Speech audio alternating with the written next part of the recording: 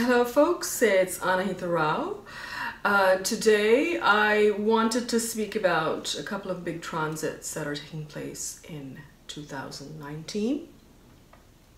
And the first one that I will speak about is Rahu's movement into Punarvasu. So let's get started.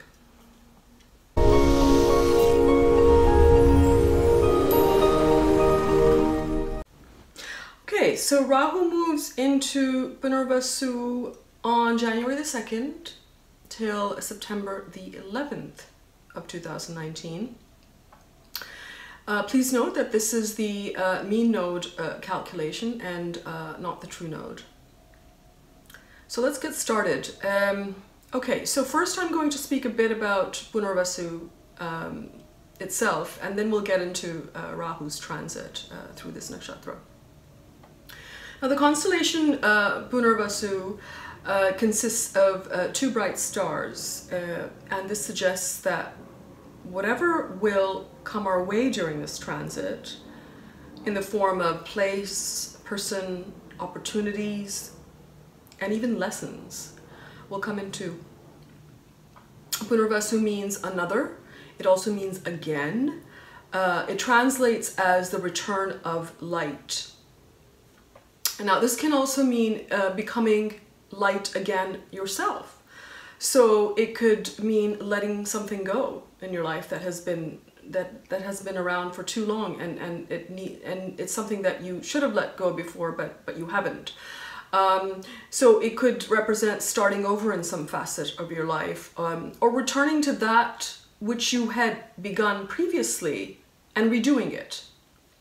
That's another way to look at the manifestation of this transit. Punarvasu is associated with a quiver of arrows, giving the ability to strive towards a desire or ambition. And with Rahu there, you can be sure that Rahu will definitely persevere. It of course brings harmony after the chaos of the storms caused by Ardra, which precedes this nakshatra. Jupiter is the ruling planet of Punarvasu and can bring a lot of optimism and interest in higher learning as well. And from what I've noticed, Rahu does very well in Jupiter's nakshatras. So overall, it's going to be a good transit. And remember, Rahu and Jupiter are aspecting each other right now anyway, with Rahu being in Cancer and Jupiter being in Scorpio. So this further connects Rahu with Jupiter, as both Rahu and Jupiter are aspecting each other and will do so until March. So being in Jupiter's nakshatra, it will activate the Jupiter themes, whatever they represent in your chart. So first, Rahu starts its transit of Punarvasu in Cancer, where it has been since August of 2017. And then it goes into the Gemini portion in late March. So most of the transit in Punarvasu will take place in Gemini. The transit through the first part of Cancer portion of Punarvasu up until March is also a very powerful part of the sky, which is known as Pushkara. What essentially this does, it increases creativity, it makes it easier to overcome obstacles, and it can also be a very nurturing energy in your life, depending on what Rahu's lordship is in your chart, where it is placed, what Cancer represents in your chart, and of course what Punarvasu represents in your chart. The other thing to note about this transit is that up until May, both Rahu and Ketu are Virgotama, meaning that they hold the same position in the D1 and the D9. Essentially what that means is that it makes them very strong to deliver results, whether they're good, whether they're bad. But normally I've seen when a planet is Virgotama, it behaves quite well, and whatever it delivers on the outside is what is reflected from the inside. So usually it's a positive thing. And particularly Rahu going into Gemini where it performs very well, we can be sure to get some good results then.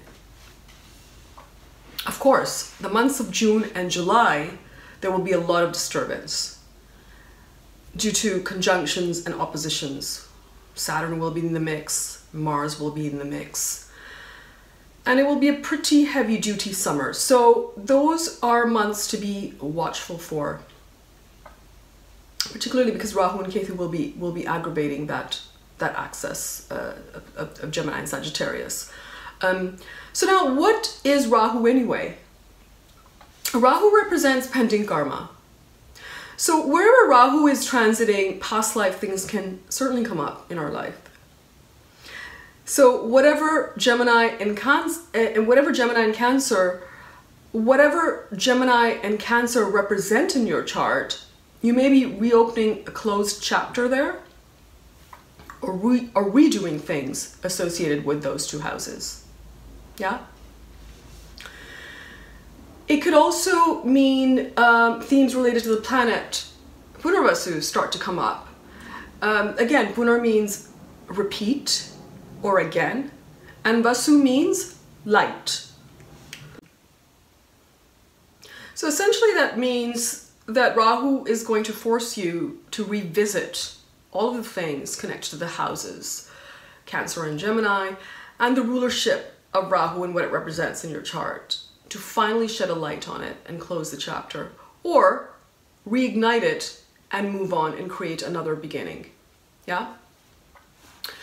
Now, in order to really understand how this will affect you, you need to look at the following and see the lordship of Rahu for your lagna.